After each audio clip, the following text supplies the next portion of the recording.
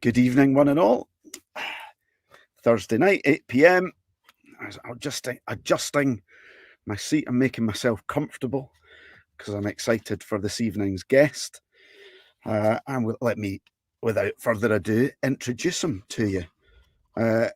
For those that read the description, read what I have, what I've popped on the Facebook notification. Tonight's guest is a monk, an author, an inspirational speaker who has battled with bipolar disorder for a number of years of his life, but has spent the last 20 years traveling the world, helping people find peace through meditation.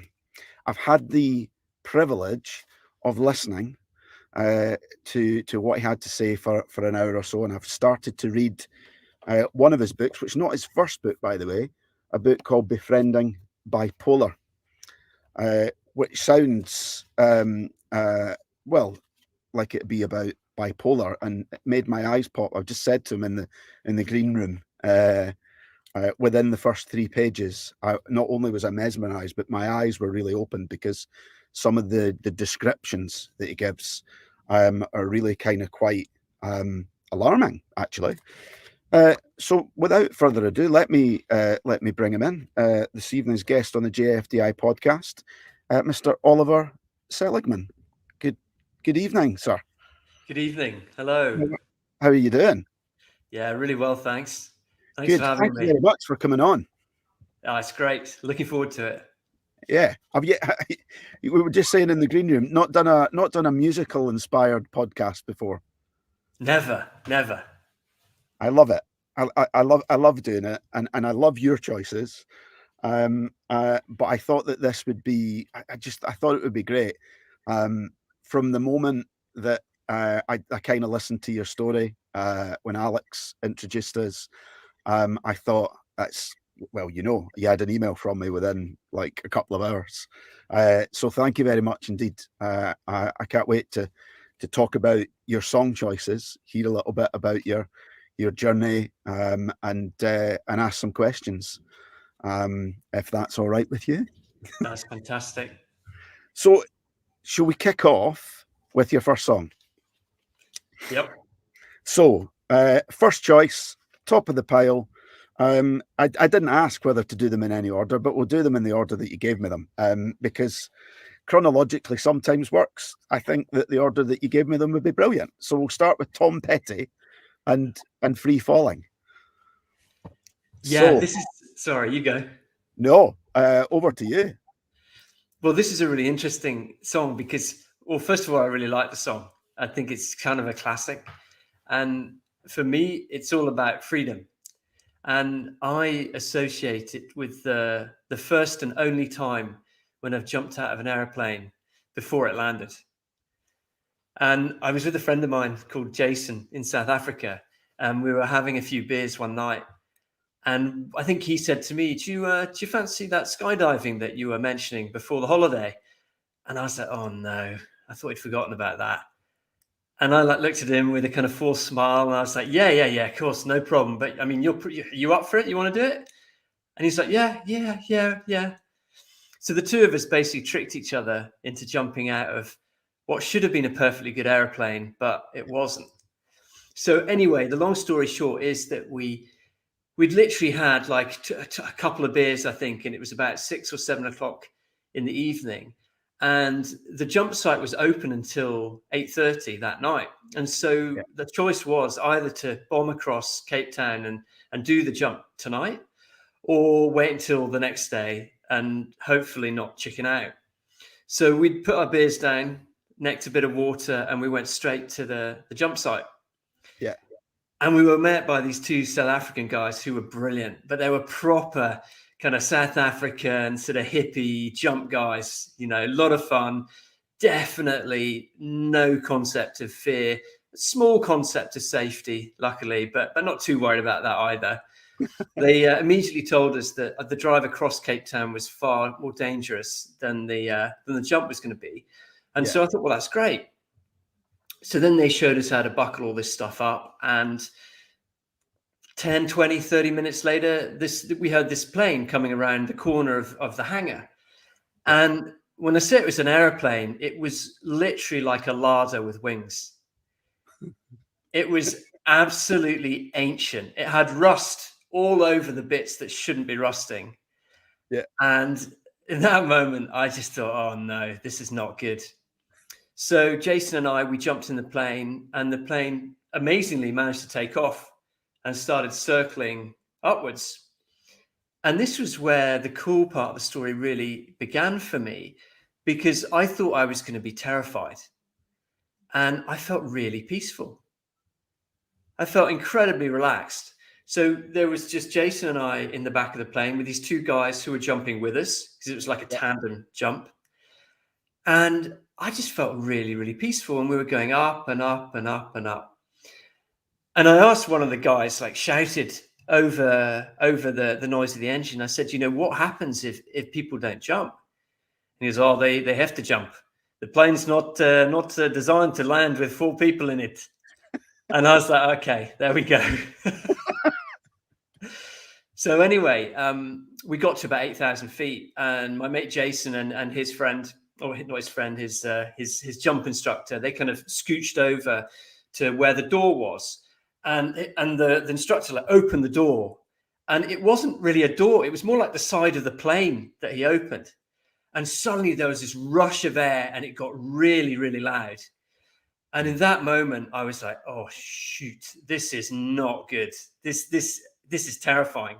And then they were gone, and it was just me and the pilot and the other instructor just waiting there in the plane.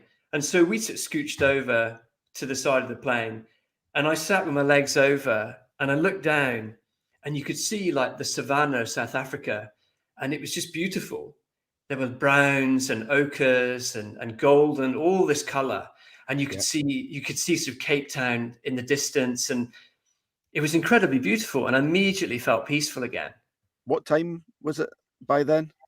Oh, probably, I'm thinking it was probably about 7:30, 8 in the evening. Okay. So it was the last jump of the day. Yeah. So anyway, we were so I'm just like looking at this scene, and the guys, as they taught us in about 20 minutes when we turned up, I think he sort of said 1, 2, 3, and we rocked sort of 3 times, and then we went out.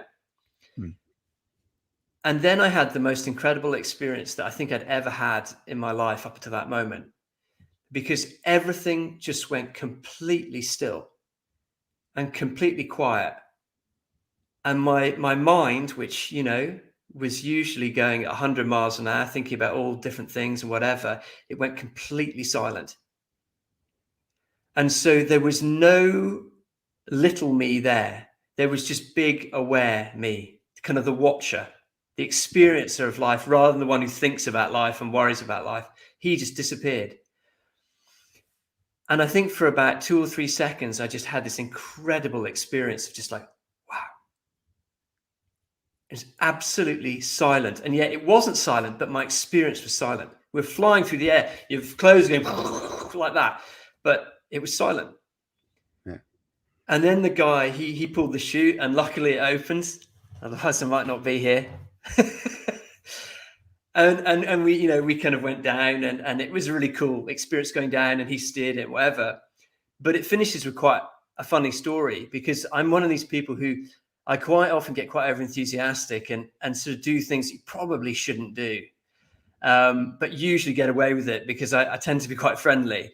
So anyway, we landed on the ground, and we both like landed, kind of fell over in this ditch. And one of the jump team or whatever it was who were there to pick us up, he sort of jogged over to me and stuck out his hand, to pull me up. Yeah. And I thought he was shaking my hand and congratulating me on the jump. So I took his hand and started shaking it like that. So that was quite embarrassing. What did he say to that? I don't know what he thought about me. He just thought, oh my God, another palm, Yeah. So that you've actually, I love it. I love that story. I do. And a number of things just picked up on whilst you were saying that, about the peace that you felt.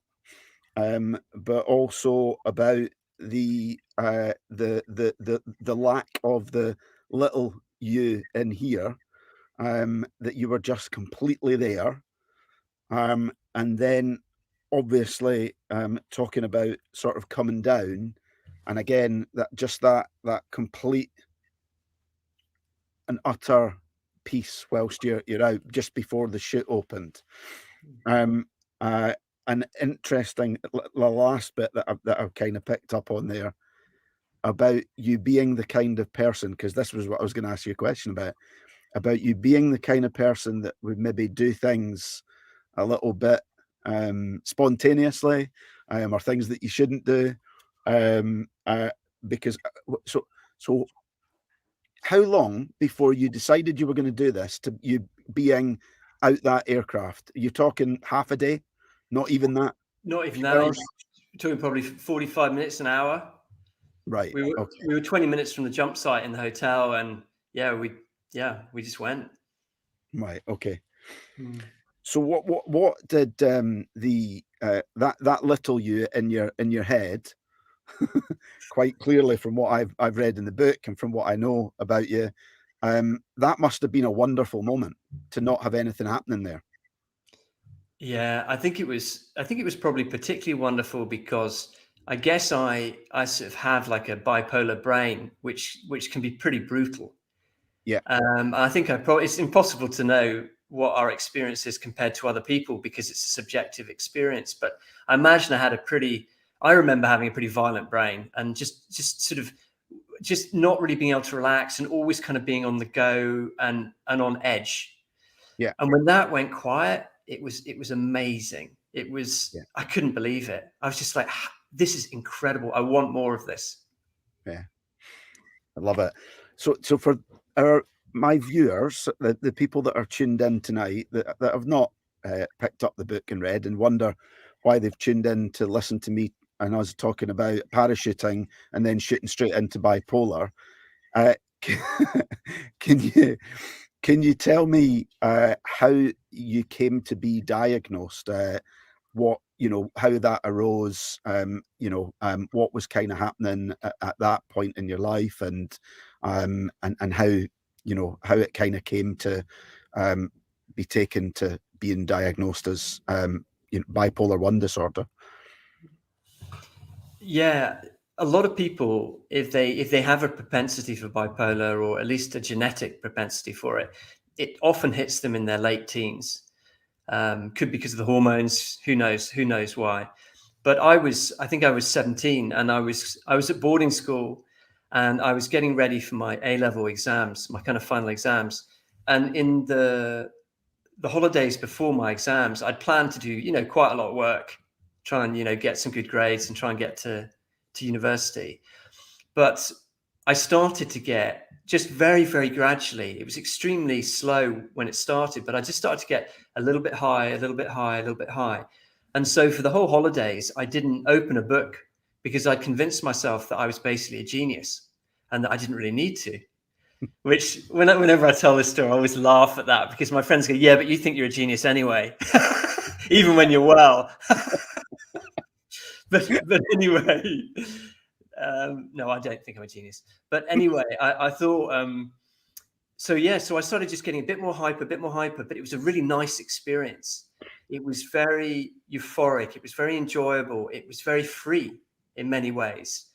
And that kind of kept going until I got back to school and then suddenly realized, oh no, I haven't done any work for these exams. And the first exam was like a week away. And so suddenly this kind of what I would have called a euphoric high, it suddenly became what I would call like an agitated high. And so suddenly the fear and the agitation and the negative thoughts and the brain going at 100 miles an hour, loads of kind of paranoia and agitation. I was very, very irritated a lot of the time. I was very mean to a lot of my friends. I was just becoming a more and more different person. But I wasn't different enough for anyone to really notice, which is interesting. It was like an extension of the worst parts of my character. And so this kind of continued, and I used things like hypnosis tapes to try and learn stuff for each exam. And I just pushed myself. And I slept less and less. And then I finally got through the exams. And once I'd finished my exams, I was just desperate to just get home and rest. But when I got home, I couldn't rest. I was just go, go, go, go, go all the time.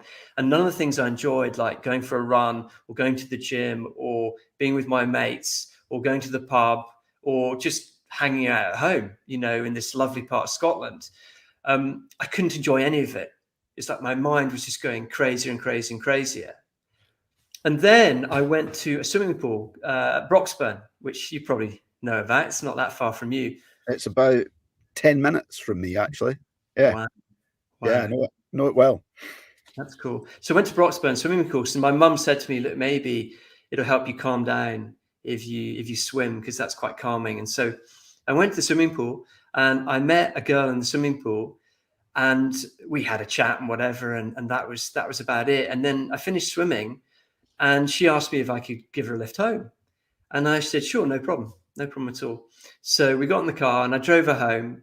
And I remember thinking to myself, my hormones going a bit crazy at that age, thinking, God, you know, she's a bit of all right, whatever. But I didn't have the nerve to ask her out.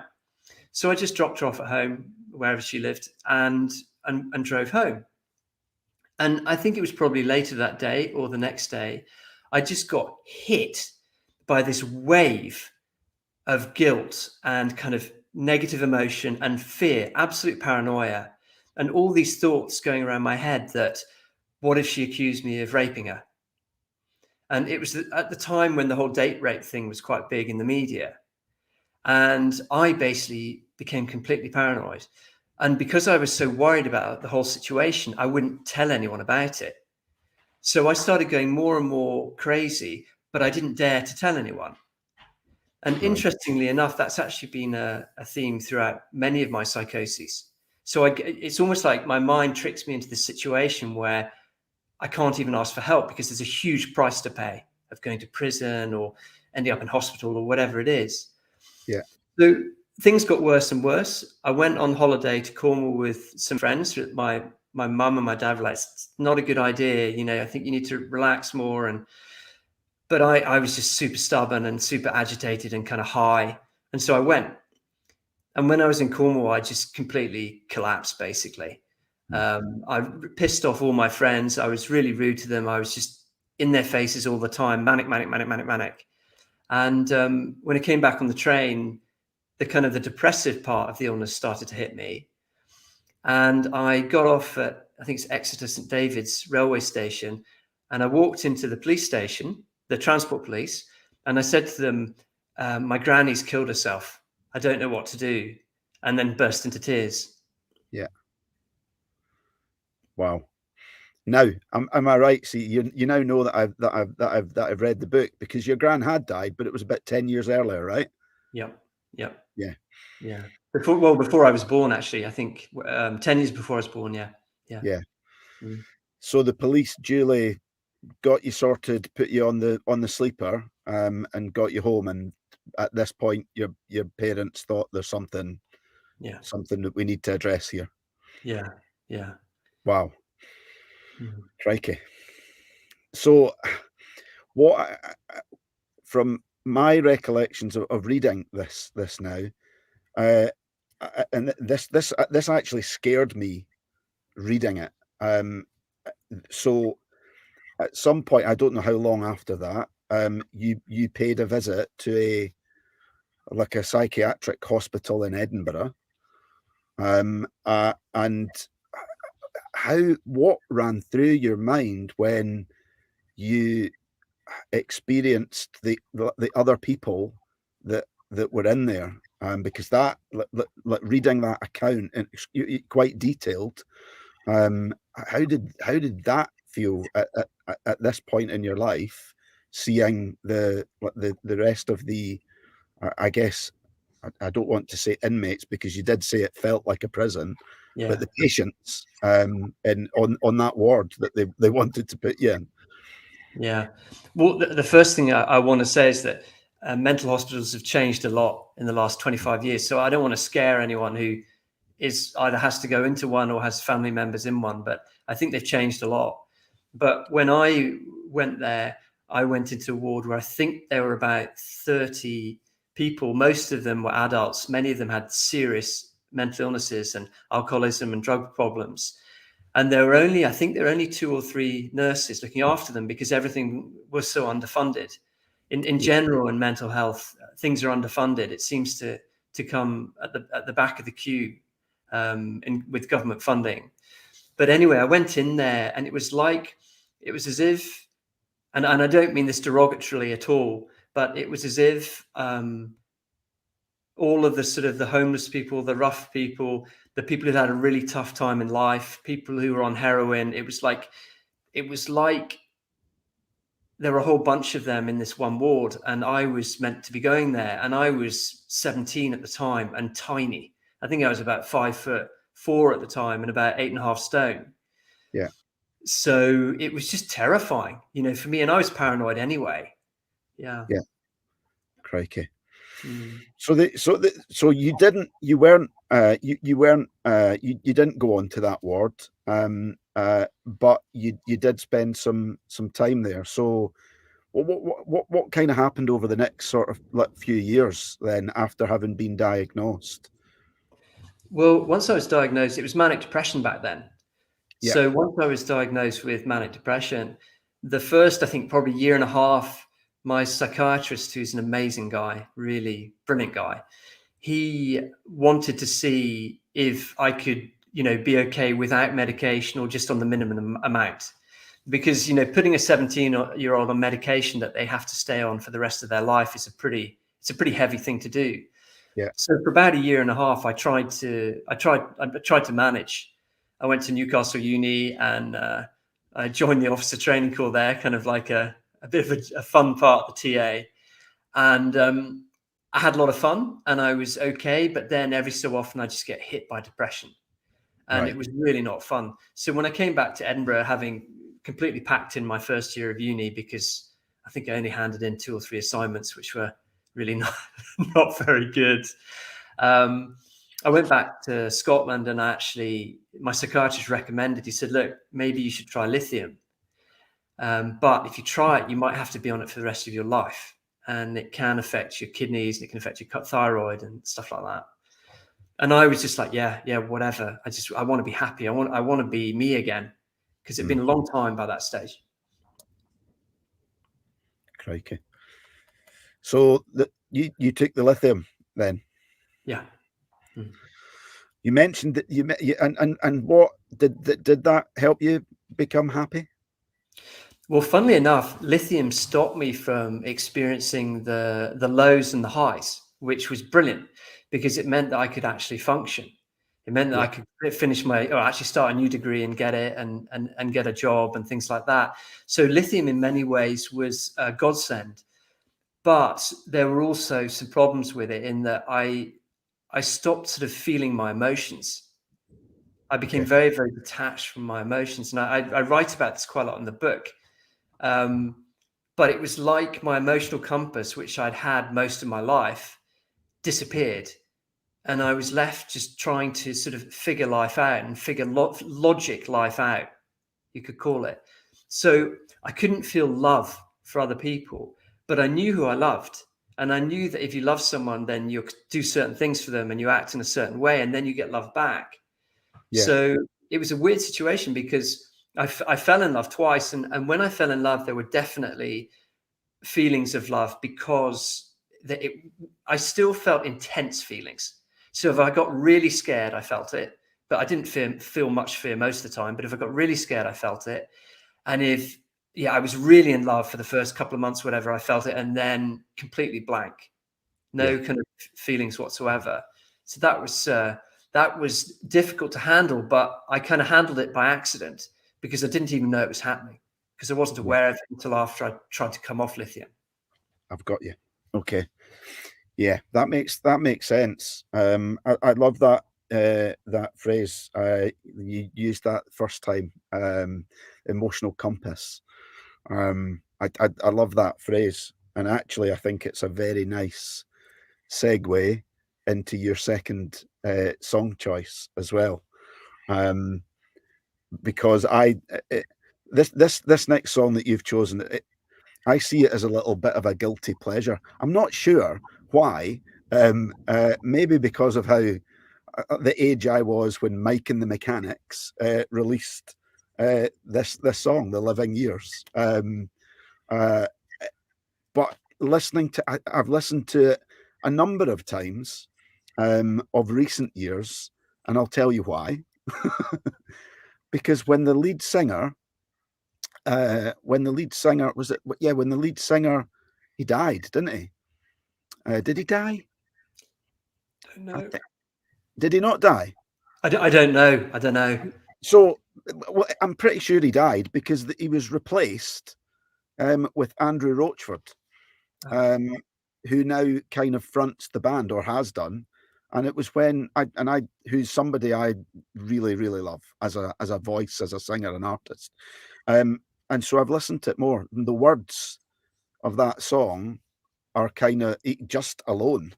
The words in that song kind of, for anybody that's ever lost anybody, which is pretty much everyone, it can choke you up. So yeah, The Living Years by Mike and the Mechanics. Why is this amongst the top 5 songs that have played such a big part in your life? Well, I think you've mentioned a lot of it. Yeah, I think to be reminded to be kind to the people we love and to express our love for them as best as we can when they're alive, I just think so important. And I think it strengthens relationships too. Like, I really, really like the tune for that song. I just love it. It's just such a beautiful, sort of emotional, melancholic tune. I love that. And I can be quite melancholic, but also it's also an incredibly sad song, because although he did see his father and his, sort of passing in his son's eyes or whatever, which is very beautiful, he never actually got to really enjoy his dad. He never actually sorted it out. And so whilst it's a very beautiful, sort of touching, melancholic song, it's also kind of, to me, it's like a warning. It's like, don't leave anything unsaid in life. And if you love people, then really love them. Don't be one of these people. Like, I've heard so many stories where, there's a guy I knew and he was a war hero during the Second World War, and he was in the SAS. He was an extremely brave man, and no one knew about it until he died. Yeah. And a lot of people said, well, he was very humble and that was this and that, whatever. And I'm like, well, yeah, I get that. But what a shame that he didn't share such heroism with other people and probably inspire them to be heroic just by telling his story, And not to be hard on the guy at all, because I do get why he didn't do it. But I think these days, and it's a different time these days as well, but I think these days you can get so much good things can come from expressing, and particularly expressing love and positivity and kindness. Yeah. And I think that that brings me right back to kind of like looping back to sort of where you said that you were at in your life when you started to kind of take lithium. Now there might be quite a lot between then and the point that I'm going to ask you about now. But at what point in time you mentioned about trying to come off the medication? So I guess how many phases did that come? How many attempts and what was that like? Well, what was that like first time round? How did that sort of pan out? Yeah, I mean, too many attempts. I was stubborn. I was stubborn, and I totally believed I was doing the right thing. But basically, when I went on lithium, as far as I was concerned, that was it for the rest of my life. I didn't think about side effects. I didn't think about anything. I just thought, this is going to work. This is going to make me better. And I don't care, because the level of suffering that I'd experienced, particularly in the depressions, was so intense that nothing was going to get in the way of that. A few side effects, however, who cares about that? If I can be happy, then that, it's worth everything. Yeah. And so I was like that for probably about 10 years, and it worked really well. I didn't look after myself. I didn't join any bipolar support groups. I didn't eat well. I didn't care about my sleep. I drank, quite a lot, like you do back in the day. I pushed myself. I did marathons, I did mountain marathons. I joined the TA and did all the stuff that you do in there. Like, had an amazing time. But no part of me actually genuinely appreciated that I had a serious mental illness. You know, I knew I had one, but I didn't actually kind of know I had one. Yeah. I just thought, mate, I got this cracked. To be honest, I thought I'm a freaking genius. You know, aren't I brave? You know, I've been through all this suffering, and look at me, kind of thing. There was no humility in my kind of relationship with bipolar at all, which proved to be quite dangerous, because I think after about 10 years or so, I got into kind of a more sort of spiritual world, where I was meditating, and I went to Australia and lived with some hippies for a few months. And in that world, there, as far as I know, as far as I experience, there are a lot of people who are kind of, they don't trust psychiatric medication. They're very anti-psychiatric medication. But they're also very, very pro the alternatives. Yeah. And so people started talking to me about this and that, and telling me how toxic lithium was, and that, and this and that, and whatever, none of which I even knew was true. But all of a sudden I was like, shit, I can, maybe I can come off it. You know, it's been 10 years. I've been meditating. I've been happy for so long. Maybe I've just kind of outgrown bipolar. So I started trying to come off it on this meditation retreat. And within a few days, I was just hallucinating and seeing people as dragons chasing me, and like completely like on an acid trip. Wow. With quite a lot of paranoia. So I remember running back to my room after being chased by this lizard person trying to eat me, and running back to my room and going back on lithium. And after a couple of days, I was okay again, you know, but for some reason, I just didn't I didn't really get it. And so I tried again on that retreat, and the same thing happened. And then I tried again in Australia, and it went really badly wrong. And I got sectioned and put in a mental hospital there for, I think, 2 or 3 weeks. Yeah. And given the problem, you know, when I come off medication, is usually I would get such a severe episode that then the aftermath is really, in some ways, even worse, because it's like your brain has to rebuild, and sometimes you have to rebuild your life, because sometimes you've destroyed a lot of friendships and relationships, and you can't work and all that stuff. Yeah, crikey. Wow, fair old. I dare excuse the use of the word trip, but I mean, it's what it sounds like at times. Yeah, absolutely crazy. Yeah. So how did the journey into the more spiritual side of things, how did that come about? How did you find your way towards meditation, for example? It's quite a cool story. And I'll plug my next book as well. I've written a book called The Broker Who Broke Free, which tells this story.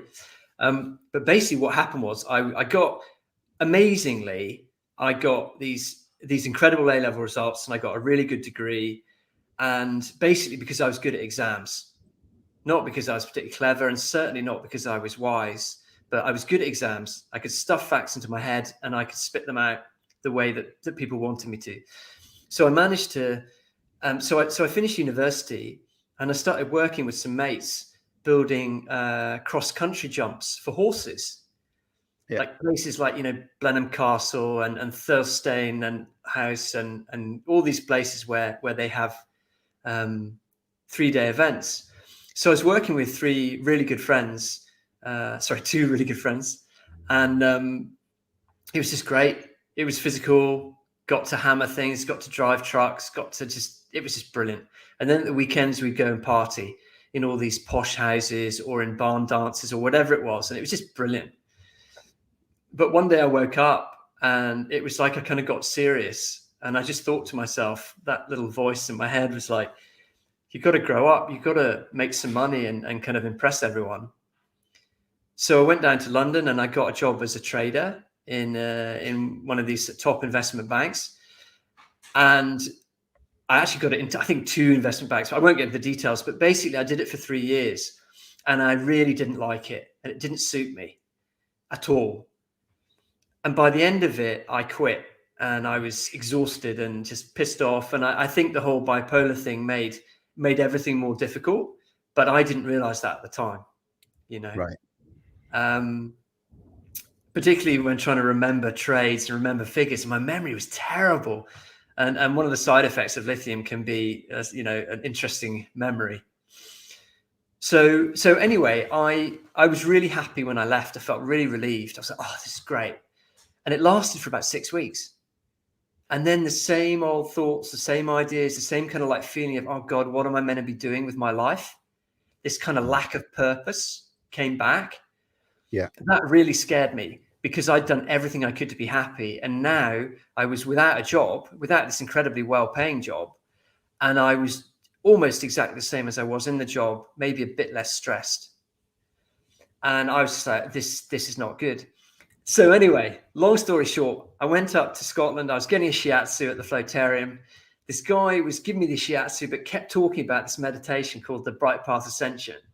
And all I wanted was a massage. And he was just going on and on and on about it and talking about this and that, whatever. I was like, please just leave me alone, inside. Didn't say it to him. Very heroic. But anyway, he was a really nice guy. And left, and I shook his hand and he said, you look up that meditation. I was like, yeah, well, sure, no problem.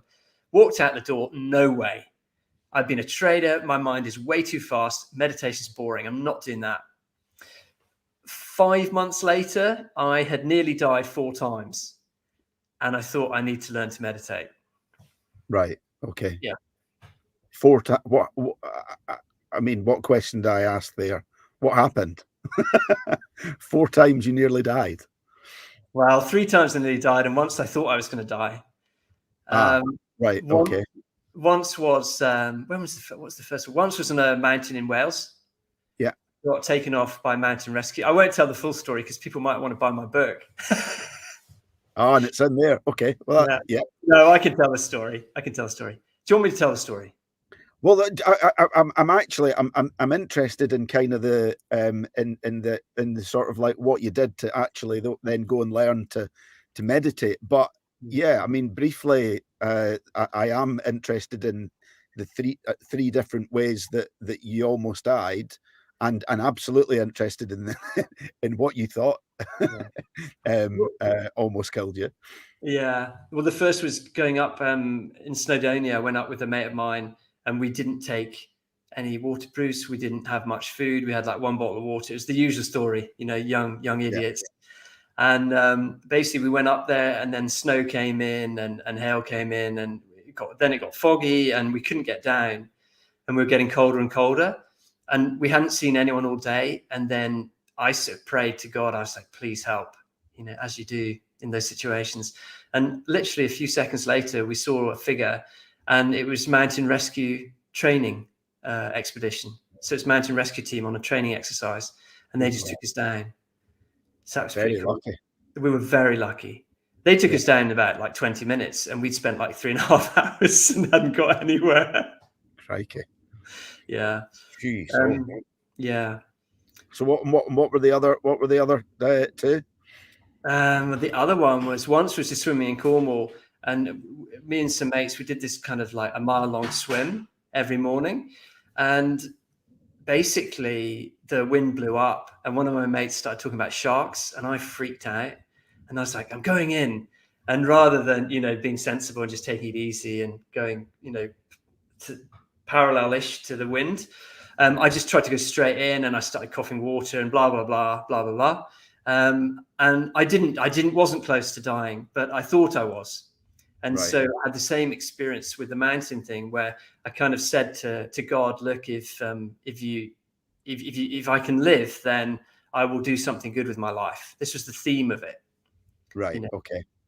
And then the third and the fourth time was, the third time was in Spain when a guy threatened me with a gun over an argument about a girl that he was hassling.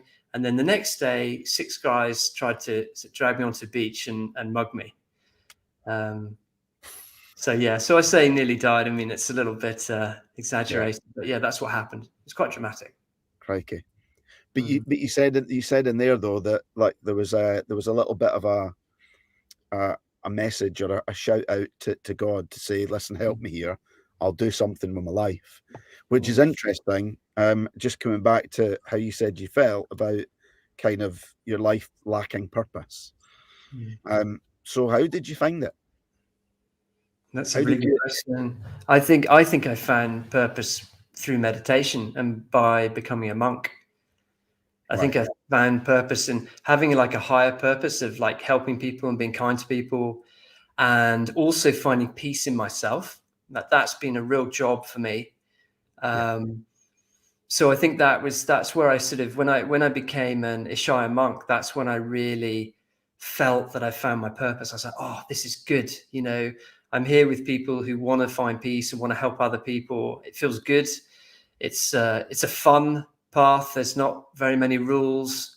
It's all about freedom and peace and love, and this is Yeah. good. Yeah. I like that. So I wrote this down. It's a good time to ask you this question before we move on to your next song. You talked about wanting to be happy, and just coming off what you said about the bright path ascension and that journey. What does happiness? What is happiness to you now? Hmm. Well, I think there's two types of happiness.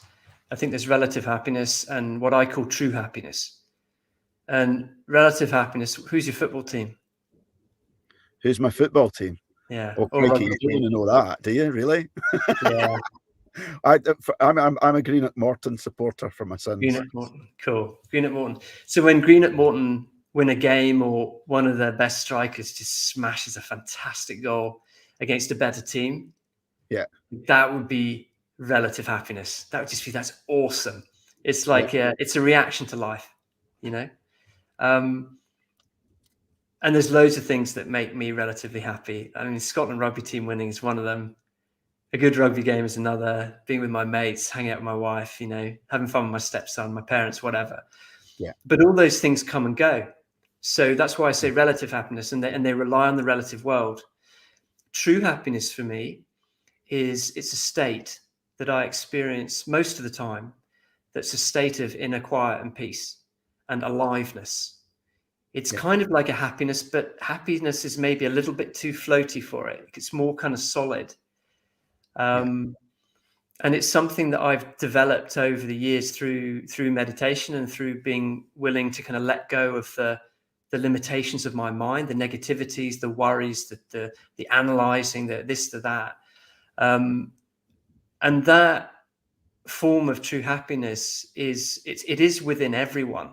People experience it from time to time. Maybe when they're in love, maybe when they jump off a I was going to say jump off a bridge. I was thinking about bridge jumping, but you know, or when they're playing sport, people are in the zone. It's that experience, you know, yeah, when it just happens. It's funny with the zone thing because people get a bit confused with the zone because whenever I've heard sports people talk about the zone, they also talk about how their performance was perfect. So the footballers will say, "I was in the zone and I almost knew where everyone was going, so I could go around them." yeah, And that's a really cool experience. But actually, the zone is actually just being there. Whether it goes right or wrong, whether you score a goal or get tackled, you can still be absolutely free and happy. And that's the true zone. It doesn't require life going your way to be in the zone. So you could be walking down, you could be walking back from a Greenock Morton football match after they'd lost 3-0 to their main rivals. It could be pissing down with rain, yeah. and you could have water in your shoes and you could Mm, experience the zone and yeah. everything would be fine. Yeah, so that true happiness is more peace, Yeah. really, and that comes from within. Yeah. I get that, and but it's hard to describe that to some people as well. And so you mentioned that you had spent some time in the TA. Mm. So here's a question. So a lot of the people that watch this podcast, ex-forces, and some people still serving forces members. And when I tend to talk to people, because I meditate, I do. I've tried a number of different things, but I am definitely an advocate. But when I talk to, again, members of friends and family, just what you said about, when you first were, from the person giving you the shiatsu massage, told you need to meditate. A lot of people that I find that I mention it to, it's very much the same, and especially military types. And sometimes it's not even as complimentary as that hippie. It's almost like, don't be giving me that bollocks, all of that hippie nonsense. So what would you say to people that, let me kind of word it. What would you say to people that are not happy in where they're at in their life? They maybe want to make a change, whatever that may be, and it might be in a job they're in, it might be in a relationship they're in, it might be with their health, whatever. What would you say to them and they just don't know what to do? And we're here talking about meditation. What would be your advice to somebody in that situation? Something that they could do. I mean, it depends on whether they ask me what I thought or not. If they didn't ask me, I wouldn't say anything. Yeah. Right. Yeah. Okay. Oh, I hope my mum and dad watch this, because I quite often say to them, "Are you asking me for advice or not?" Because I'm not going to give it unless I'm asked. So, suggesting someone has asked for your advice, Oliver, I'm just not happy. Have you got any advice? Yeah, I think my reply is always different, because I think we instinctually say different things to different people. I think for a lot of people, if they were just a kind of normal person, in okay health, and their mind was fine, whatever, I would certainly talk about how the meditation I do has helped me. I would never actually generically suggest meditation, funnily enough, because the only meditation I've done is the meditation, properly, is the meditation I teach. And there's so much meditation out there, and some of it's good and some of it's really useless. So I would just tend to say, well, I don't know if you're interested, but I've found a lot of happiness and peace over the years with this meditation, and if you're interested, I can tell you about it, kind of thing. I would just make sure I wasn't remotely pushy. And I also, internally, I would make sure that I didn't see anything wrong with them not meditating. Yeah. Because it's these subtle judgments that we sometimes have. We do something, it works, and we're like, oh, why won't the world do it? And it's like, well, because they're not meant to, And I think with anything like a new sport or a new hobby or whatever, it's so much cooler if it's magic. If someone's just kind of arm locked into doing it or pressured into doing it, it's miserable, absolutely miserable. But if someone just does it because they feel like it, or they see a TV program, or they speak to someone or whatever, it's just way more fun. Yeah. Yeah. That makes perfect sense. Yes. On the subject of fun, next song is Supermassive Black Hole by Muse. Yeah. That song's quite fun. and it's loud and it gets you going. What is it about this song? Oh, I mean, I think that's one of my present day songs. I've always loved intensity. I've always loved pushing the envelope, doing extreme sports, tough sports, whatever, taking risks, going into situations I shouldn't be in. Just that raw, kind of masculine energy that we get when we're going into danger for the right reason. You're sticking up for one of your mates. There's three guys who are about to batter him, and you get involved, and it's like, this is not good, but you have to do it. Yeah. But there's such a buzz around that. There's such a kind of, and even if you get battered, it's going to be worth it, because you stuck up for your mate. And guys in the forces, they know that probably more than anyone. They get shot for their mates. I mean, that's a bit different. Yeah. So what would you say is the an example of when you've done this yourself, and the result has been better than you could have ever imagined? Well, the only thing that comes to mind was actually when I was at school and I was tiny, and this friend of mine had lost his mum a few days before she died of cancer, and he was only 16, 17, and he was a complete mess, and we all went down the pub, and he got completely wasted because of that, just trying to escape. And there were these real like horrible thugs who kind of hung around the local town that we lived in, and they were really nasty. And he bumped into one of them, and it was just like, oh shit. And it ended up outside, and it was just him and me, and I was tiny. I was like up to kind of here on most of my age group, and just couldn't batter a fly. And there were three of these guys, and they were just like, I was like, this is horrible. This is really not going to be good. And I didn't know what to do. And I thought for a moment, shall I run in and get my mates? But I knew if I did that, they'd just batter him then. And so I just kind of got between them, and I just said, look, his effing mum's just died. Just give it a break. It's not his fault. He's not, whatever. And they kind of like looked at me and obviously thought, what a little scrot. But they walked away. And that was cool. That was really cool.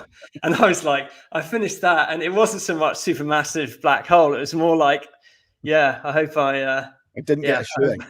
Yeah, exactly. I'm trying to pick my words here because we're on a podcast. Oh, listen, I think we've done about 40 of these now, and any word that you can possibly imagine, and some that even I've kind of struggled to go, did you really just say that? So I wouldn't worry about it. That's good. I should have said that at the beginning. Look, I call this the JFDI podcast, and it kind of came about, as I said, sort of like reconnecting people, but kind of sharing. It's like what you said about how like mental hospitals have changed over the years, and I think that public perception and public opinion in and around talking about mental health has changed.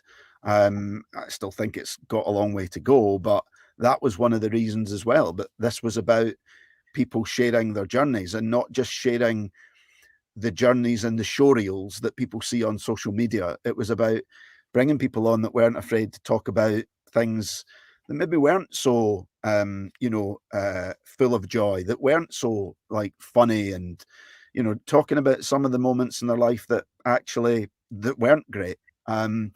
And we kind of, so we brought that on. And the reason that the JFDI came in was that whole ethos of, I didn't know what I was going to do. I didn't know how to do it. I didn't know how to run a podcast, but I decided to just fucking do it. And that kind of approach to applying something or going into something without really knowing the how has actually worked wonders, I think, for me and for a number of people around me over the last few years as well. So yeah, you say what you want on here, my man.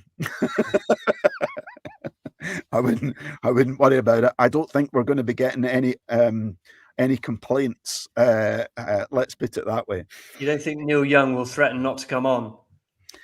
Do you know what? It's funny because I was watching Russell Brand talking about the whole Joe Rogan situation earlier on, and talking about the whole sort of mass media and sort of like false information and stuff like that. No, I don't think anybody's going to kick up a stink that Graham Richardson and High G's and Oliver Seligman are like, needing to be censored. I can't see it. It's a big interesting conversation, isn't it? Yeah. But no, I want to ask you some more questions. Yeah, that's a long going debate. I think it's unlikely that I don't know, maybe Russell Brand had come on here. We'll see. Yeah. Try.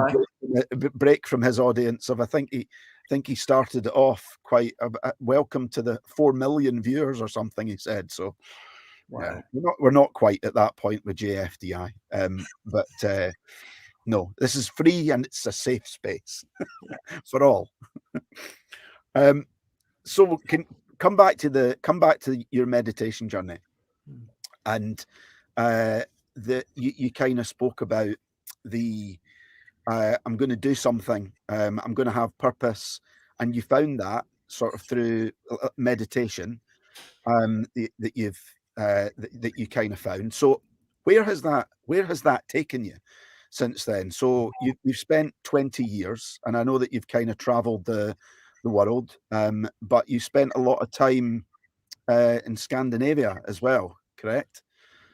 So yeah, how did it come to pass that the teaching people, helping people find peace through meditation, took you across the world? Well, the meditation that I practice and I teach, anyone can learn, and usually they learn over a weekend on a weekend course. And because it's so easy to learn, and even particularly back in the day, there wasn't so much meditation around, so people were quite attracted to it. And so it was easy to travel to different countries and either just set up a course and hope that people came, or there were little sort of centers, called Mishaya centers, all over the world that you could go and stay in and teach with the other teachers and stuff.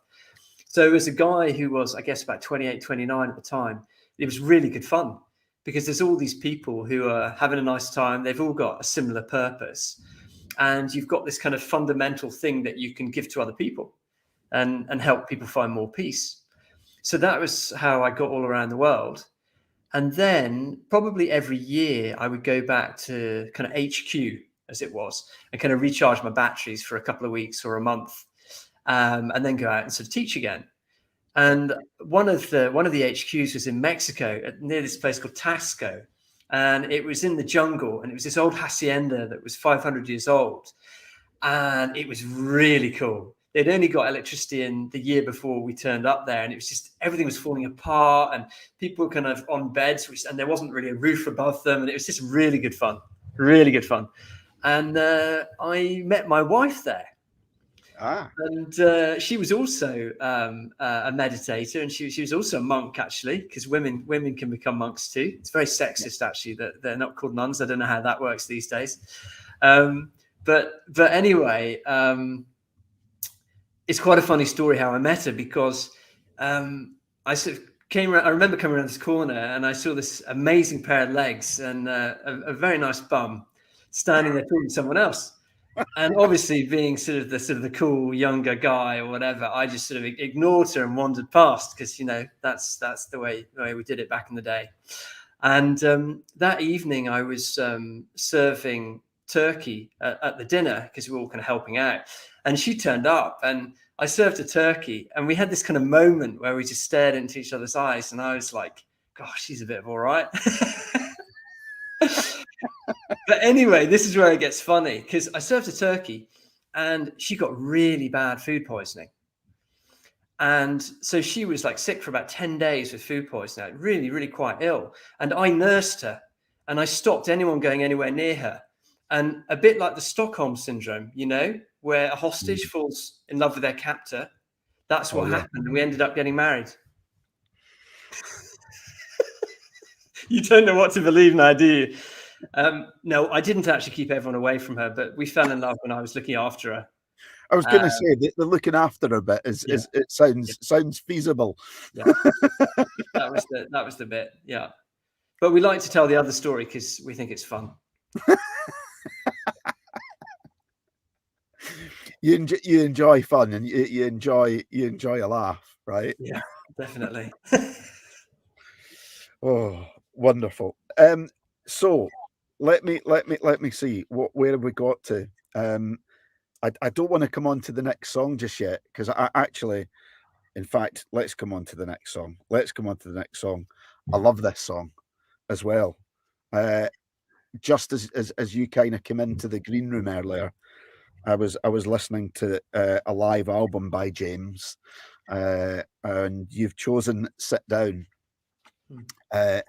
which when I read it, I thought, yep, that seems a good choice of song for somebody that likes to meditate and teaches other people to meditate. But I'm guessing there's another story there as well. Yeah. I really hope so. Yeah, I love that song. It's a university song. It just reminds me of all my old friends and being together. Like that's been a big theme of my life, is being with other people and friendship and brotherhood and just being in a gang. I love being in a gang. I love being around my friends. I love being around my family. Just that kind of connection. And that song, it kind of just, it's so symbolic of that. I don't know anything about the song actually, other than the fact that I've listened to it hundreds of times.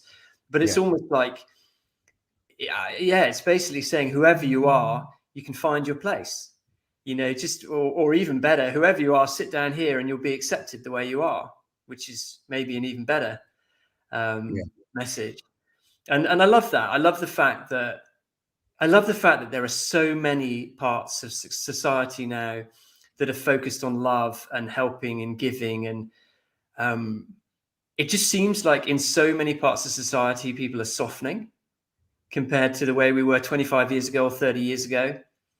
And I'm sure it's not the case everywhere, so I don't want to like paint the world with rose-colored spectacles when it's just a bit ridiculous to do. But I think in so many places, like even the way people are treated at work and the way people communicate and the way families try and communicate and the way situations are solved, I don't know. I just somehow it's all kind of mashed in with that song. It's just a really good song, wholesome. Yeah, and I know exactly what you mean about connection and being around people. One thing I realized, and I think I've kind of tried to explain it, that one of the first things that you can do, and I believe should do, because the times that I've felt down in the past, times that I've felt kind of isolated, I've further isolated myself. And the reality is that what I needed was, as soon as that connection was there, that kind of makes things, that makes things easier. It makes things better. And I guess that's down to our social nature. We're social animals. And I know what you mean about that. That song itself was a big Falklands song for the Forces folks. It was played quite often in bars, and people would just sit on the floor and drink a lot. But yeah, it's a great song. That's cool. By James. So I've got a random question for you. What's your favourite part of the day, and why? That's a great question. I think any of the meal times. Any meal times. Yeah. Particularly lunch and supper. Probably supper. Right. Okay. And a related one as well. Then we'll narrow this down. If you could only eat one thing for the rest of your life, what would it be? Chicken Kievs. I did it at university for a year or two, only eating chicken Kievs, so I tried it. Oh, you've done it? Pretty much, yeah. Yeah. Do you know, it's funny, I asked that question quite a lot because it interests me what people like to eat. And I was chuckling today because I heard, I think it was on the radio, David Beckham in the news. Did you hear? He said that his wife, Victoria, has eaten the same thing for the last 25 years, grilled fish and steamed vegetables.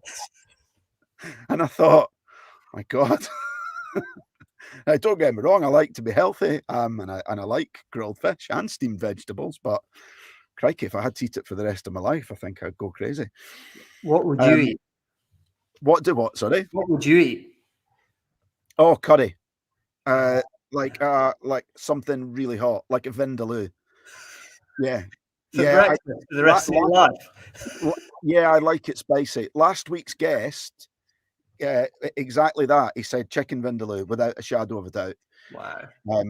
Yeah. It would be something nice and spicy. Oh yeah, I love spicy food. Yeah. So before we go on to your last song, a few more kind of quick questions around this area, and this interests me.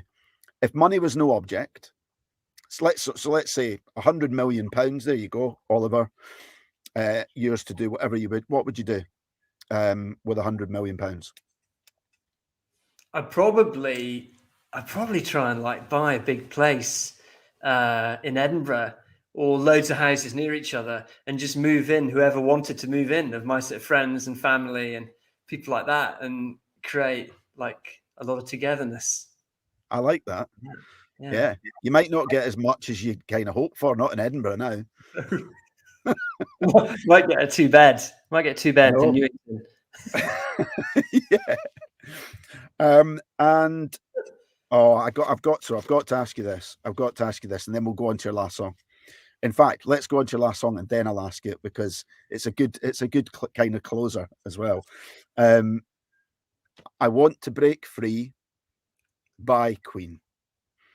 You've chose that, and actually that replaced one that you were gonna mention. If we can do them both, I think maybe we should, because I was intrigued by the last one. But let's do Queen. Let's do I Want to Break Free. Well, I think in many different ways it kind of sums up the theme of my life, really. I think I've wanted to sort of break free from the suffering that I experienced, and that often comes with bipolar.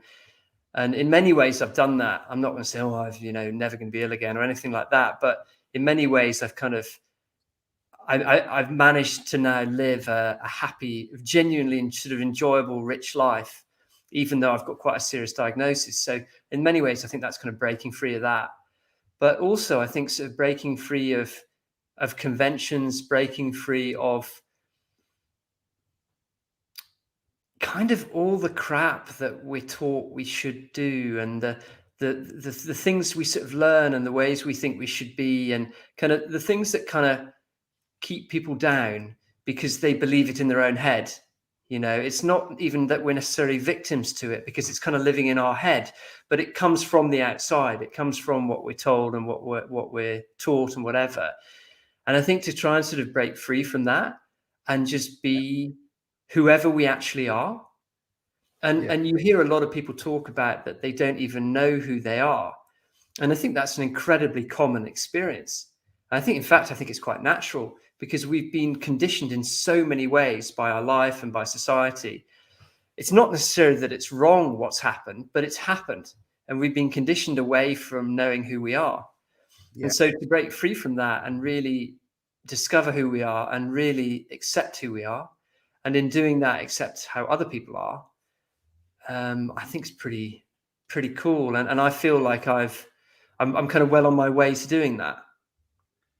I not only do I think that's very cool, but that very, very much resonates with another one of the reasons that I'm sitting here now, is that I think personally, throughout periods of my life, and I think we all do this, like you said, part our environment, part our kind of programming, the way that we're brought up, the interactions that we've had with parents, with friends, as youngsters, teachers. There's that consciously or otherwise search for validation from all of those people and from people in the world, which leads us to do things and say things that we think that we should, which might not actually be in complete alignment with who we actually are. And it took me a long, long time to get to a point in my life where I thought, you know what? I'm not a bad person. I have the best intentions, and I want to do good in the world. If I'm upsetting anybody or people don't like what I say or do, then actually I don't care anymore. I'm not going to deliberately try and upset people, but I'm not going to get hung up on what people think of me any longer. And I think that's kind of exactly what you're saying, right? Yeah. Because there's almost like a checklist of, becoming an adult and growing up in today's society. It's like, these are the do's and these are the don'ts. And I think it kind of comes back to almost more of a, and I'll use your word as well, like understanding like that moral compass, but also what you talked about, like that sort of emotional compass as well, right? Yeah. Yeah. I like that. It's cool. Yes. Yeah, it's cool to be open to other people, but not to be ruled by what they think. Yeah, Mm. absolutely. Oh, have we got time for Eminem? Yeah, I Have have. we? Can we do it? Always. I know I said at the beginning, oh, some people have asked for 6, but actually, I want to hear that one as well, if you don't mind. Not at all. No, it's my pleasure. So it was Soldier, wasn't it? Soldier, yeah. Yeah. So Yeah. and is this to do with your time as a trader?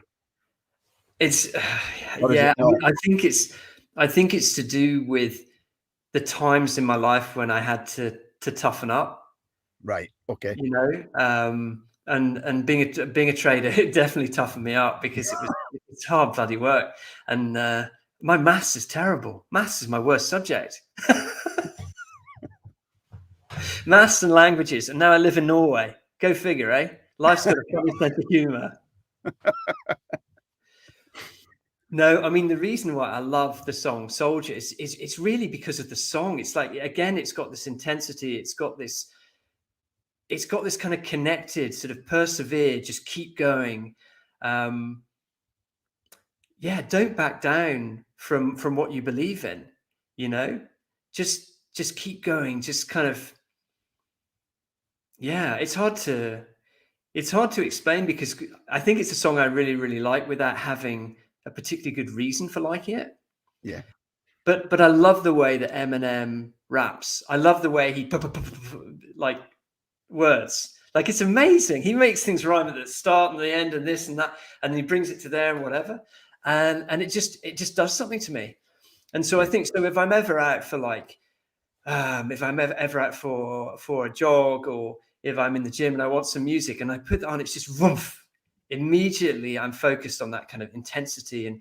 But it's not like I know a lot of people think that, Eminem's quite angry or whatever. I've got no idea. I've never met him. But for me, it's not an angry song. It's just intense. It just grabs you, And I love that. I love, particularly with teaching meditation and living in a very kind of civilized country where things are pretty gentle and whatever, to get in touch with that rawness. I love it. Love it. Yeah, I'm a fan. If my wife's watching, she'll be shaking her head, going, "Oh God, another Eminem fan." So, okay, one more question, if I may. Yeah. I love this one, and I always extend it. Not just one, but two famous people, dead or alive, that you'd like to go for a drink with, whether that's an alcoholic beverage or something else. Yeah, two famous people, dead or alive. Lord Lucan Oh, right. and Jesus. Oh, you're not the first person to say Jesus either. Wow. Why those two? Well, Lord Lucan, because I'd love to know what happened. Yes. Where did you go? Yeah. So if you're out there, Lord Lucan, I'd love to meet up. Yeah. My address will be at the end. And Jesus, because 2,000 years on, you mention his name to little kids and they smile. I mean, the guy was amazing. Whether you're religious or not, I don't think that has anything to do with it. As a human being, he was just spectacular. And I'd love to hang out with him. Yeah. Yes. 2,000 years on, indeed. I know. Oliver, thank you so much for coming on tonight. Before I let you go, we've had a comment there. Jim has said, "Got to read this book." Well, that's fine. We'll get you the details, Jim. Oliver, for anybody, I'll send you the links and stuff to this anyway, and we put it on Spotify with the audio. So for anybody that wants to know more about Oliver Seligman, whether it's Befriending Bipolar, the broker who broke free, or where are you on social media if they want to know more about meditation? How can people find you? Learn more. Yeah, I've got a website called befriendingbipolar.com And I'm on Instagram, befriending_bipolar. And the website for the meditation is www.thebrightpath.com. Fantastic. Thank you very much indeed. Before I will say good night to thank you for everyone that has tuned in. I hope that you've enjoyed this evening's JFDI podcast. I've heard some wonderful stories, some great insights. Oliver, thank you so much indeed. It's been a real joy to have you on. And yes, to everyone else, same place, same time next week, another guest for your delights. Thanks, Graham. Thank you so much. It's been fantastic. I've loved it. Brilliant. Thank you very much indeed. Stay right there. I will say good night. Have you got anything else to say to anybody else that's watching? A final message? Hello, Mum. Brilliant. See you all next week. Thank you very much.